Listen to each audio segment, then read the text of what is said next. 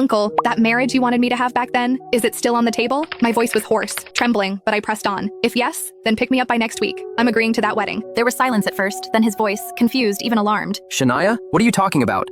Isn't today your wedding party with Marco? I'm sorry for not coming because I was busy, but what happened?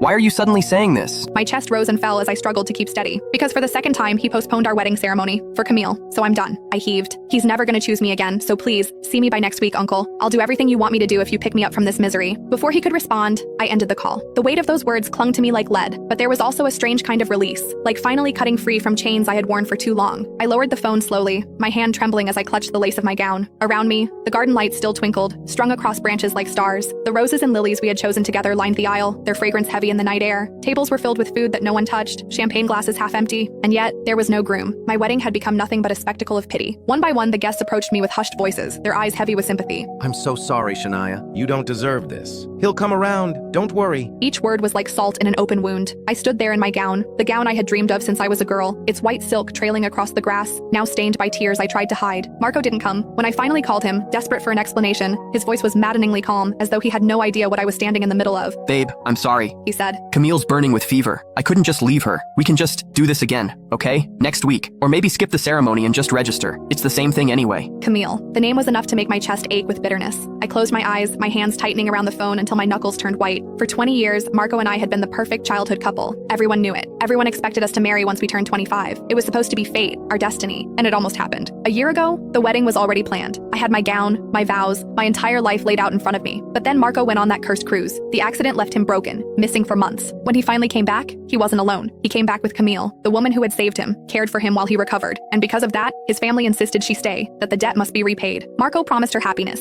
At first I agreed. I felt indebted too. Without Camille, Marco might not even be alive. I told myself it was fine, that she would stay with us for a while, then leave once things settled. But things never settled. Because Marco's goal shifted. It was no longer about us, about our future. It was about her, Camille. When our wedding was postponed the first time, I forgave him. I told myself love was patient, that I could understand. But now it had been 99 times, 99 excuses, 99 moments where he chose her over me. And I realized I wasn't his priority anymore. I wasn't his choice. The place owner's voice broke my spiraling thoughts. Miss Shania, what about the food? Everything's been prepared for the guests. A bitter laugh escaped me. Donate it, I said coldly, my voice sharper than I intended. Give it to anyone who needs it. I don't care. I grabbed my bag, my heels clicking against the marble floor as I walked out of the place without looking back. The car ride home was quiet, but my chest wasn't. It burned with every memory, every broken promise. The house loomed in the distance, the one Marco had given me as our supposed future home. A symbol of love, of promises of forever. But to me, it was nothing but an empty shell.